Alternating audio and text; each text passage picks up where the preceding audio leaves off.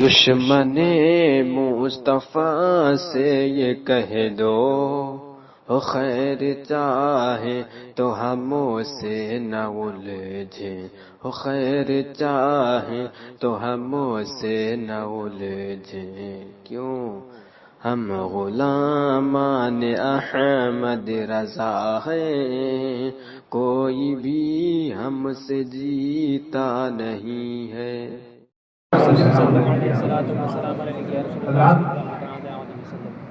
عید میلاد النبی کا دن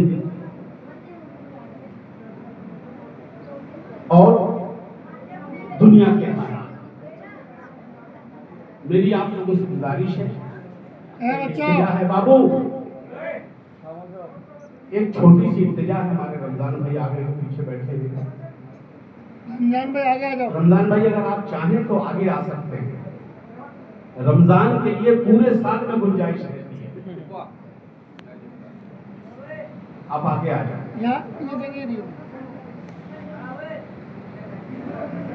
میں خاص طور سے اپنے نوجوان دوستوں سے گزارش کروں گا، موبائل کا زمانہ ہے، سوشل میڈیا کا زمانہ ہے، بہت سارے لوگ عجیب طریقے کے میسج ڈالتے ہیں، میری آپ سب سے گزارش ہے اس کو بہت غور سے سنیے گا۔ اگر آپ کے دل میں جلوس محمدی کا جوش ہے، آپ چاہتے ہیں کہ آپ جلوس میں شریک ہو، جہاں بھی جلوس نکل رہے ہو، اگر آپ شریک ہونے جا رہے ہیں تو ایک چیز کا خیال رہے کہ کوئی بھی جملہ آپ کی زبان سے ایسا نہ نکلے جو ملک کے حالات خراب کرے۔ کوئی فرض نہیں ہے کہ آپ شریک ہو اس میں۔ عید میلاد النبی ہے کس کے لیے؟ کیا پیغام ہے عید میلاد النبی کا؟ صحیح معنوں میں دیکھا جائے تو عید میلاد النبی تو ان بچیوں کے لیے ہے کہ جن کو زندہ دفن کر دیا جاتا تھا، نبی آئے تو دفن ہونا پڑا۔ عید میلاد النبی ان کے لیے، عید میلاد النبی ان ماؤں کے لیے ہے کہ جن کے بچے گردن پکڑ کے بازار میں بیچ دیا کرتے تھے، نبی آئے تو وہ بیچنا بند ہو گیا۔ ان کے لیے عید میلاد النبی، ان باپوں کے لیے ہے جن کی کوئی حیثیت نہیں ہوتی تھی، مگر نبی نے فرمایا اگر رب کو راضی کرنا ہے تو باپ کو راضی، ان کے لیے عید میلاد النبی۔ عید میلاد النبی کن کے لیے ہے؟ جن کے سروں سے سائے ہو چکے تھے، انہیں نبی نے گلے سے لگایا، ان کے لیے۔ گویا کہ رب نے فرمایا وما ارسلناک الا رحمۃ للعالمین، اے محبوب ہم نے ساری کائنات کے لیے رحمت بنا دی۔ اب رحمت نبی ہے اور رب نے کیا کہا؟ وما ارسلناک الا رحمۃ للعالمین، اے نبی ہم نے اور بھی نبی بھیجے اور بھی پیغمبر بھیجے، مگر سب کو علاقے بانٹے تھے، کسی کو کہیں کا پیغمبر بنایا، کسی کو کہیں کا رحمت بنایا، لیکن اے حبیب جب ہم نے تمہیں بھیجا تو ساری کائنات کا رحمت بنا۔ اب کائنات میں بریلوی نہیں، دیوبندی نہیں، وہابی نہیں، ہندو نہیں، سکھ نہیں، عیسائی نہیں، سارے کائنات، کسی قوم کی قید نہیں، اے محبوب ساری کائنات کے لیے۔ اب سوال یہ پیدا ہوتا ہے کہ جب مصطفیٰ ساری کائنات کے رحمت للعالمین ہے تو جلوس بریلوی ہی کیوں نکالتا؟ دیکھو میلاد ہر آدمی مناتا ہے، ہر قوم مناتی ہے، لیکن اپنے اپنے طریقے سے۔ یہ کوئی ضروری نہیں ہے کہ ڈی جے لگا لے اور نعرے تکبیر کا نعرہ گلی میں لگاتا رہے، یہ جلوس نہیں ہے۔ ہم تو یہ کہتے ہیں کہ جن ہمارے بچوں کو اس بات کا شوق جاگا کہ ہم جلوس میں 50,000 روپیہ خرچ کریں گے، ہم آج کی رات انہیں ایک پیغام دیتے ہیں جو حج کا سوچا تھا وہ پیسے اکٹھے کر لو اور کل جب صبح اٹھو تو پتہ کرو کہ علاقے میں بیوائیں کتنی ہیں، پتہ کرو یتیم کتنے ہیں، ان پیسے سے کپڑے خرید کے انہیں تقسیم کرو۔ عید میلاد النبی کا مقصد حل ہو جائے۔ جلوس نکالنا کمال نہیں، جلوس نکالنا کمال نہیں، کمال یہ ہے کہ جب نبی آئے تو ان کی آمد کی خوشی میں آپ یتیموں کے سر پہ ہاتھ رکھیے، بیواؤں کے سر پہ ہاتھ رکھیے، ضعیفوں کے سر پہ ہاتھ رکھیے، بیماروں کو دوا پرووائڈ کروائیے، اور جو لوگ آپ کو لگتا ہے کہ ہمارے علاقے میں ضرورت مند ہے ان کی مدد کیجیے، اور ہندو مسلم مت دیکھنا، سنی وہابی مت دیکھنا، جو ضرورت مند ملے اس کی مدد کر دینا۔ جب وہ پوچھے کہ یہ کیوں دے رہے ہو تو کہنا آج رحمت للعالمین کی پیدائش کا دن ہے، ان کی آمد کی خوشی ہے، تبھی میلاد النبی کا مقصد ہوگا۔ کیا اللہ تبارک و تعالیٰ نے جب آمنہ کے گھر میں نبی کو پیدا کیا تھا تو کیا یہودیوں نے خوشی نہیں منائی؟ کیا رافضیوں نے خوشی نہیں منائی؟ جو لوگ نہیں مانتے تھے اسلام، کیا انہوں نے خوشی نہیں منائی؟ مبارکباد دے رہے تھے لوگ حضرت عبد المطلب کو، حضرت ابو طالب کو، وہ تو اسلام میں نہیں تھے، وہ اسلام کا کوئی وجود بھی نہیں تھا ظاہری طور پر، لیکن مبارکباد دی، اور ایسی مبارکباد دی کہ جب مکے میں سوکھا پڑ گیا تو کچھ لوگ ابو طالب کے پاس آئے، اے ابو طالب سوکھا پڑ گیا، جانور مرنے لگے، لوگ پریشان ہیں، کیا کیا جائے؟ کہا تم بتاؤ، کہا اپنے بھتیجے کو کعبے کے پاس لے جاؤ۔ کیا کرو گے؟ کہا اگر یہ بچہ دعا کرے گا تو بارش ہو جائے گی۔ ابھی نبی نے نبوت کا اعلان نہیں کیا، نبی گئے خانہ کعبہ کی دیوار پر ہاتھ رکھا، رب سے دعا کی، بارش ہو گئی۔ تو کیا وہ بارش خالی ابو طالب کے خاندان کے لیے تھی؟ وہ سب کے لیے تھی، جتنے لوگ مکے میں رہے، سب فیضیاب ہوئے، تبھی تو رحمت للعالمین کہا گیا ہے۔ اور آپ کو ایک نئی بات بتا دوں، یہ دنیا میں جو سامان بکتے ہیں نا، جس میں ایکسپائری ڈیٹ ڈالی جاتی ہے کہ یہ چیز کب تک خراب ہوگی، یہ جانتے ہو کہاں سے نکلا؟ سن کے تعجب کرو گے، میں واٹس ایپ سے سیکھ کے نہیں آتا ہوں، یوٹیوب سے نہیں سیکھتا، فیس بک سے نہیں اٹھاتا، جو عقل کہتی ہے، جو کتابوں میں لکھا پڑھا۔ جب 8 سال کی عمر میں پہلی بار پیغمبر اسلام صلی اللہ علیہ وسلم حضرت ابو طالب کے ساتھ ان کے شام میں گئے، اور بازار میں دکانیں لگی ہیں، ہر طریقے کی کا سامان بک رہا ہے، مگر آج مکے کے لوگ جو برسوں سے کاروبار کرتے تھے آج پریشان ہے کہ ابو طالب کی دکان پر بھیڑ کیوں ہے، کیا ایسا سامان بک رہا ہے؟ لوگوں نے کہا سامان کی بات نہیں، وہاں جو بچہ بیٹھا ہے نا اس کو دیکھنے کے لیے لوگ جا رہے ہیں۔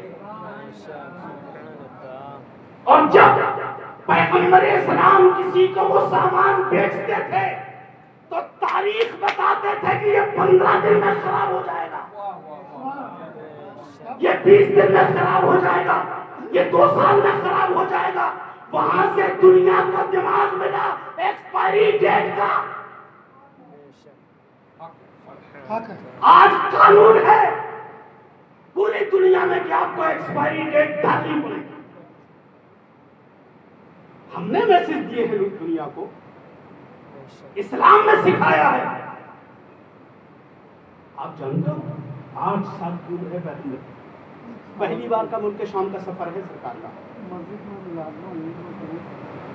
پہلی بار کا سفر ہے۔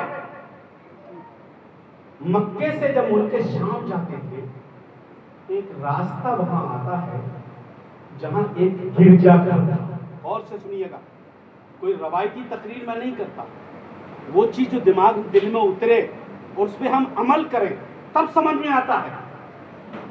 واقعہ تو ہم ابھی سنا دیں گے, غور سے پاک نے مردوں کو زندہ کیا, آپ نعرہ لگائیں گے چل دیں گے. بے شک ہوا, لیکن اس وقت جو ضرورت ہے ملک کو, عوام کو, وہ میسج جانا چاہیے جلسوں سے. مقصد نعرہ لگانا نہیں.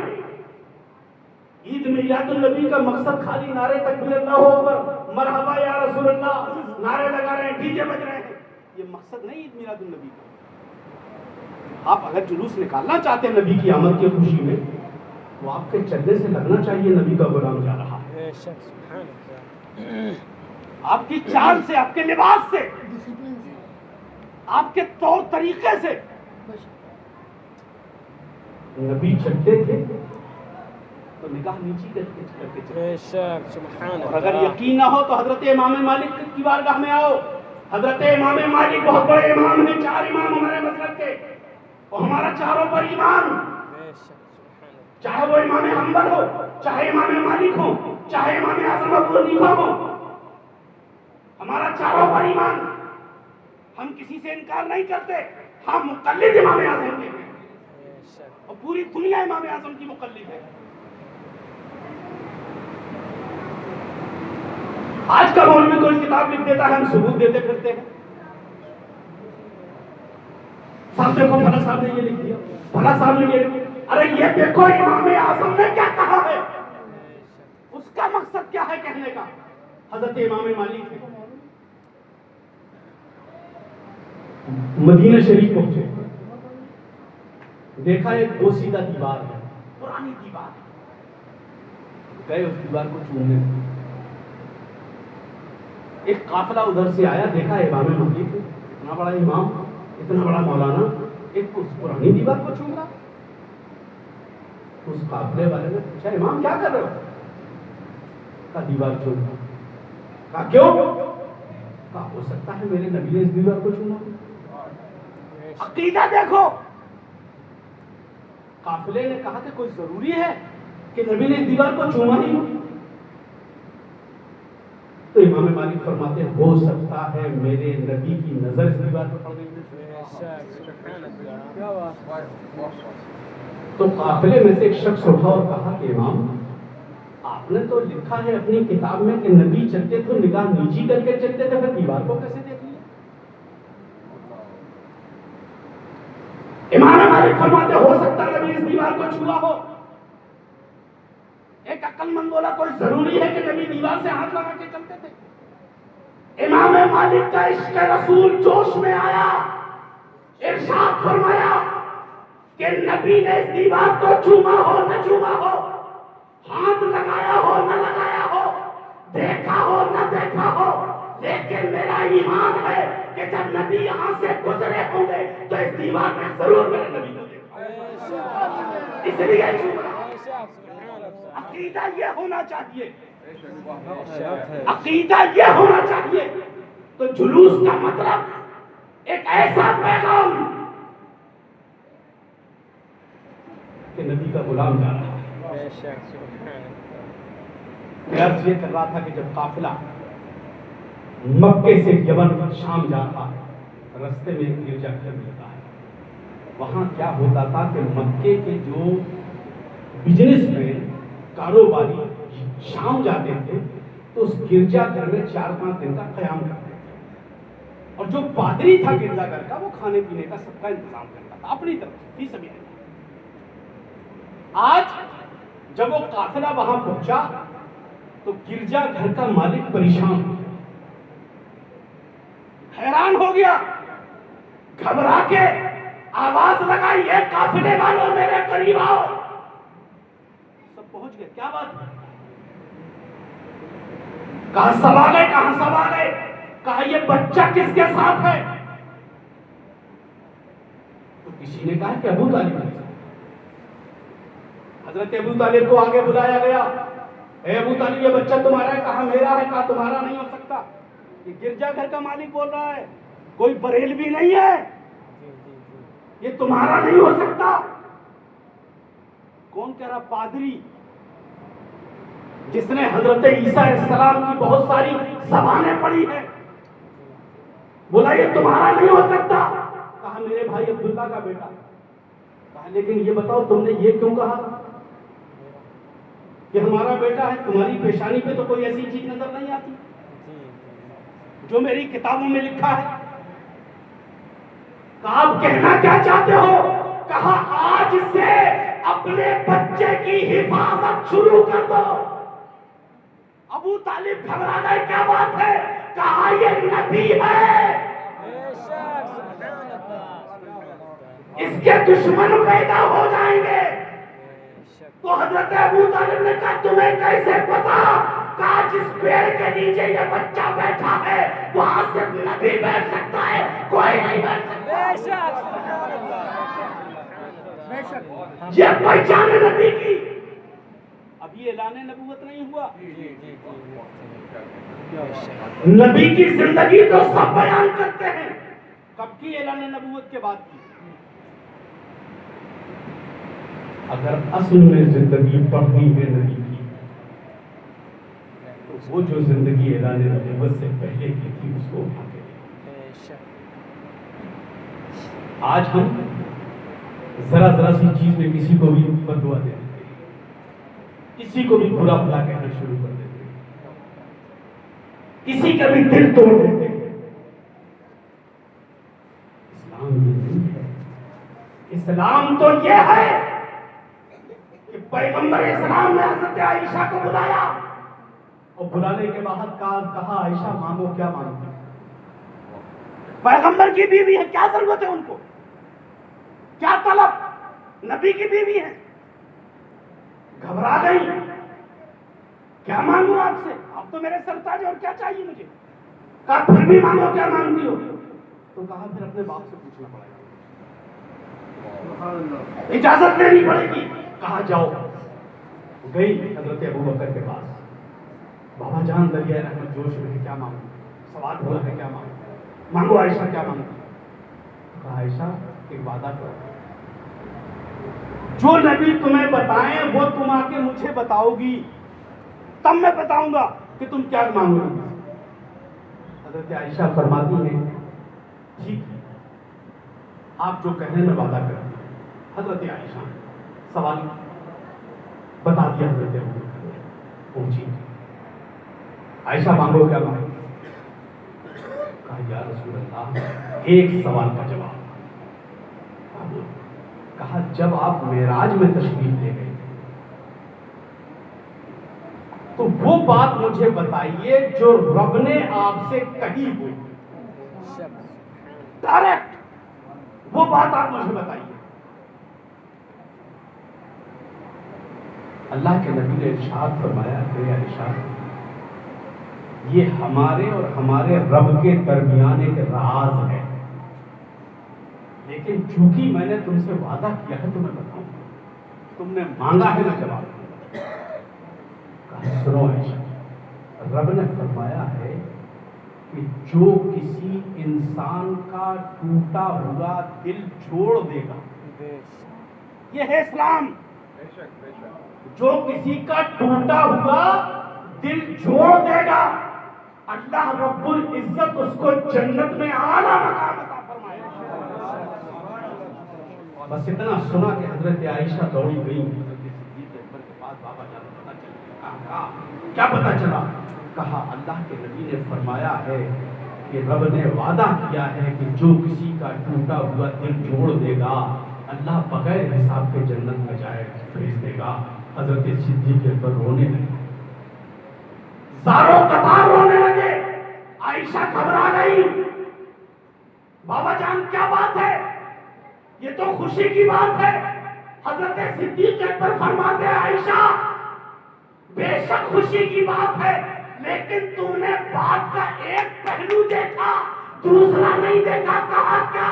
کہا رب نے فرمایا جو کسی کا ٹوٹا ہوا دل چھوڑ دے گا وہ جنت میں جائے گا، لیکن دوسرا پہلو یہ ہے کہ جو کسی مومن کا دل توڑ دے گا اس کا کیا ہوگا؟ یہ اسلام ہے. ہمیں کوشش یہ کرنی چاہیے کہ کسی مومن کو اپنی بات سے تکلیف نہ پہنچے. یہ بہت سارے واقعات ہیں اس طرح کے، لیکن میرے عرض کرنے کا مقصد ہے دوستو، اس موبائل کے فیس بک سے باز آ جاؤ. آج آپ دیکھ رہے ہو کیا حالات ہیں ملک، اسی فیس بک کی وجہ سے. نہ کوئی ایسا کوئی میسج ڈالو. اگر آپ کو کوئی بھی حدیث کے بارے میں پتہ نہیں ہے تو بغیر کسی عالم کی تحقیق کے اسے مت سینڈ کرو. اس کا کیا مقصد نکل سکتا ہے وہ آپ کو نہیں پتا، لیکن ریسرچر بہت بیٹھے ہیں ہندوستان میں. میں دیکھتا ہوں بہت سارے لوگ بھیج دیتے ہیں کہ صاحب نبی نے یہ فرمایا، علی نے یہ فرمایا، فلاں نے یہ کہا، ڈھکا نے یہ کہا، کوئی بھی میسج وائرل کر دیتے. اسلام واٹس ایپ سے نہیں پھیلتا. اسلام کو پھیلانے کے لیے طائف کے میدان میں جانا پڑتا ہے، پتھر کھانے پڑتے ہیں. اور جب اسلام پر آنچ آتی ہے تو حسین کو گردن کٹانی پڑتی ہے، تب اسلام ملتا ہے. ایک بات ہم کہتے تھے صاحب وہ تو کسی کی جنازے میں چلا گیا، کوئی غیر مسلک کے جنازے میں چلا گیا، وہ اسلام سے خارج ہو گیا. ابے جاہل کہیں کے،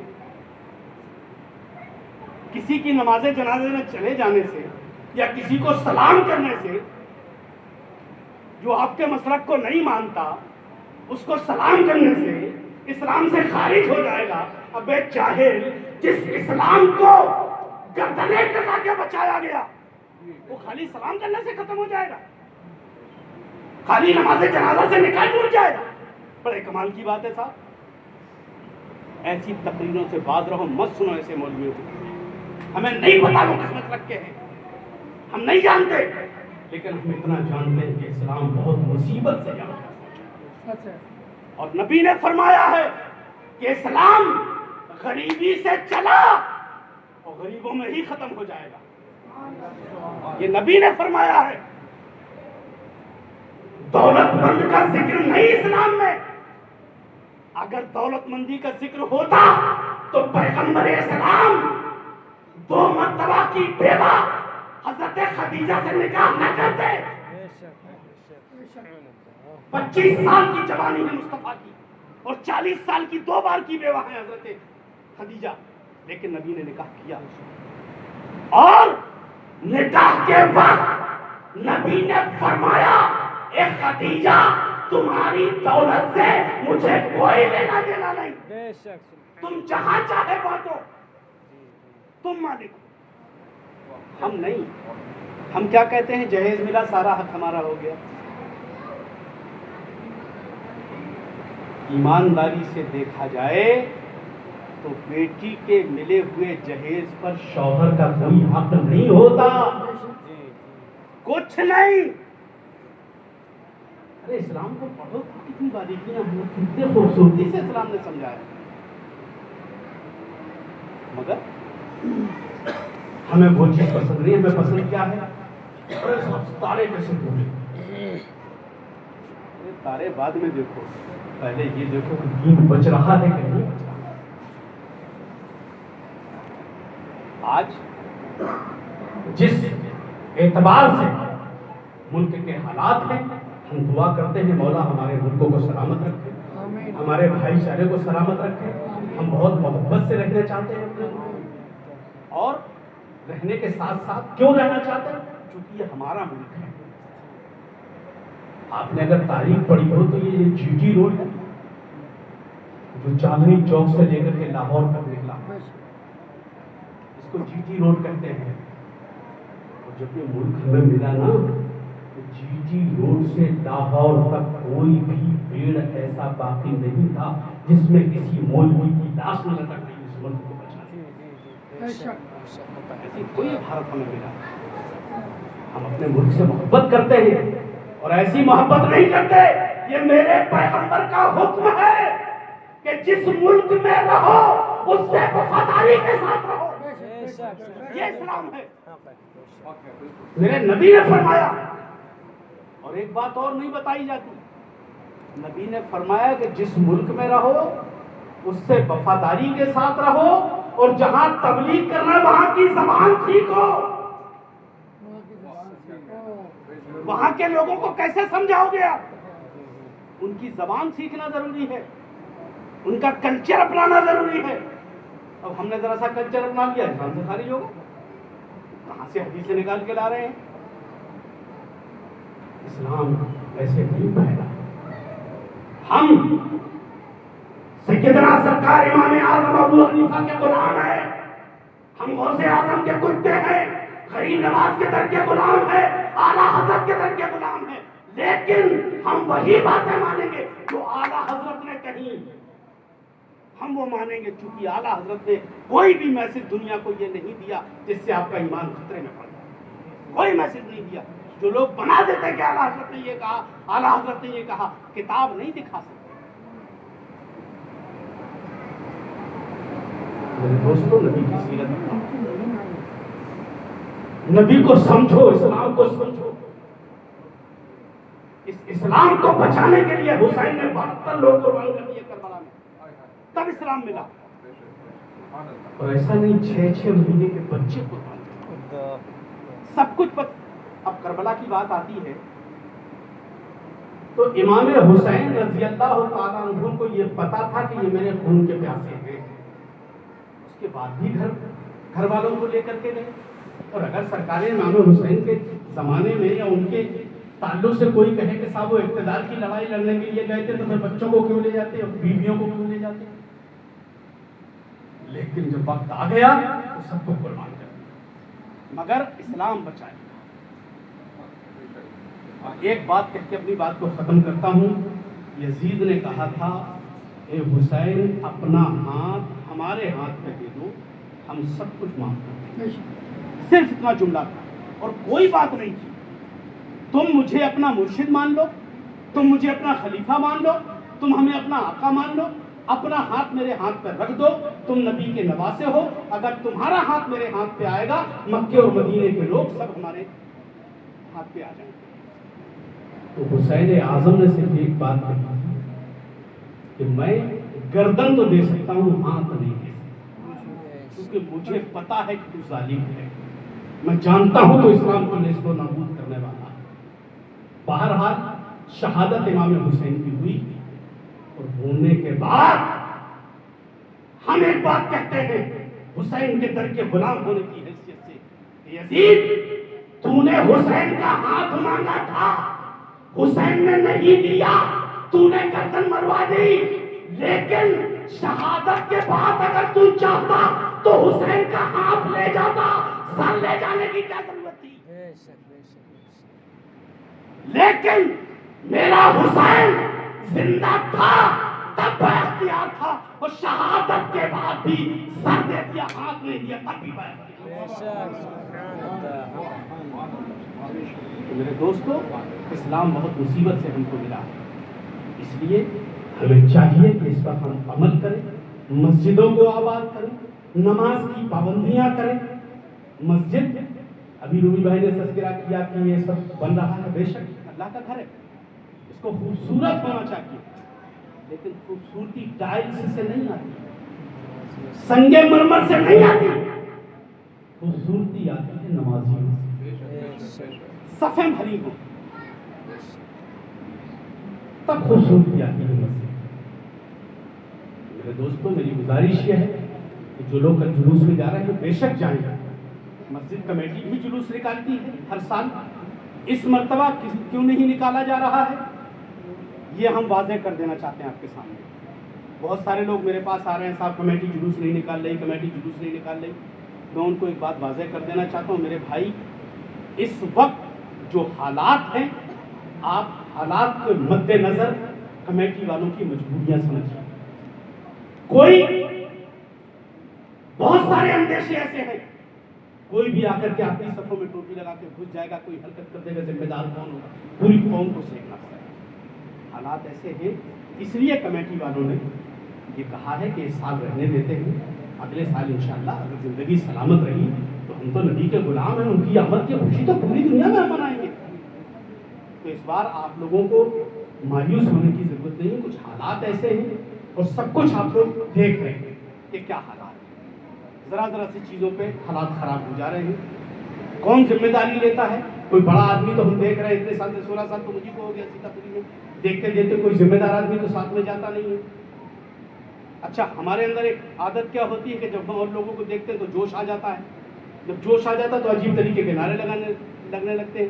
ڈی جے جو بجتا ہے اس پہ لوگ ناچنے لگتے ہیں. ارے جلوس کو مطلب ڈانس کرنا تھوڑی ہے. ہم خوشی منا رہے ہیں نبی کے آنے کی تو ادب سے ہونا چاہیے. درود پڑھتے ہوئے چاہیے, صلاۃ و سلام پڑھتے ہوئے چاہیے. وہ جلوس کا مقصد ہے. زور زور سے نعرے لگانا. اسلام یہ کہتا ہے کہ تمہارے کسی فعل سے تمہارے بڑے پڑوسی کو بھی تکلیف نہ ہو.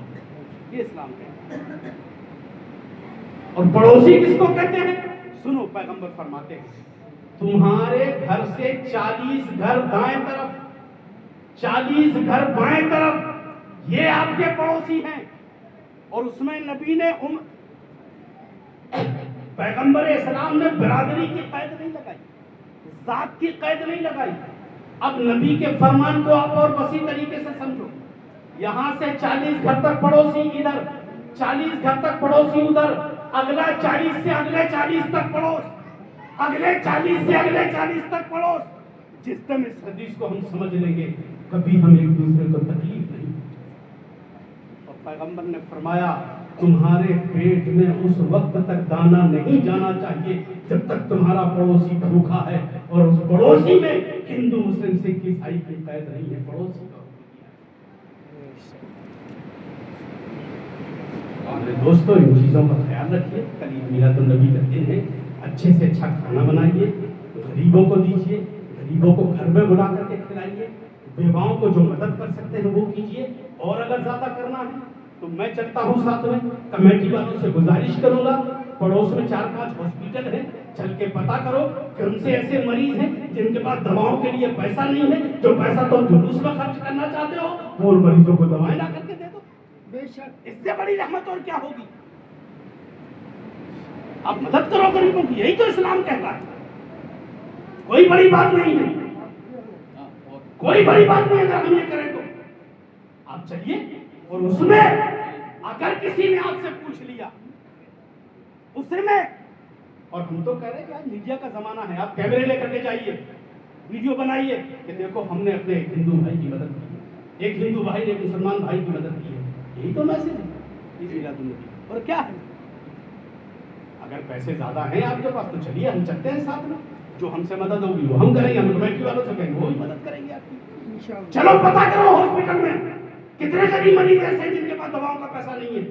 آپ ان کے پرچے لیجیے, ڈاکٹر سے پوچھ کے ان کو لے جا کر کے دوائیں دے دیجیے. بغل میں آپ کے تہاڑ جیل ہے, پرمیشن ہم دلواتے ہیں. چلو قیدیوں کو کھلواڑ کر کے آتے ہیں اور ان سے کہتے ہیں کہ بھائی یہ اسلام کا طریقہ ہے, ہم آپ کی مدد کرنے آئے ہیں. ایسے مدرسے دیکھو, ایسے اناتھالیہ دیکھو, ایسے وردھ آشرم دیکھو, وہاں جا کر کے مدد کرو. اب زمانہ یہ ہے, اب ہو ہلہ کرنے کا زمانہ نہیں ہے. میری گزارش ہے آپ سے کہ اگر میری بات آپ کو سمجھ میں آئی ہو تو اس پر عمل کرنا شروع کر دیجیے گا, اور نہیں سمجھ میں آئے تو یہی جھاڑ کے چلے جائیے گا. کوئی شکایت ہو تو مجھ سے آ کر کے پوچھ لیجیے گا. السلام علیکم ورحمۃ اللہ. آپ لوگوں سے گزارش ہے کہ آپ لوگ اگر چینل پہ پہلی بار آئے ہیں تو چینل کو سبسکرائب کریں اور بیل آئیکن بھی دبائیں تاکہ ہماری ہر ویڈیو کی نوٹیفیکیشن آپ تک پہنچ سکے اور آپ آسانی سے ہماری ہر ویڈیو کو آسانی سے دیکھ سکیں.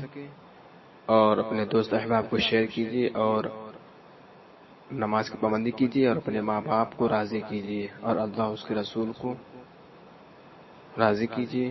خدا حافظ.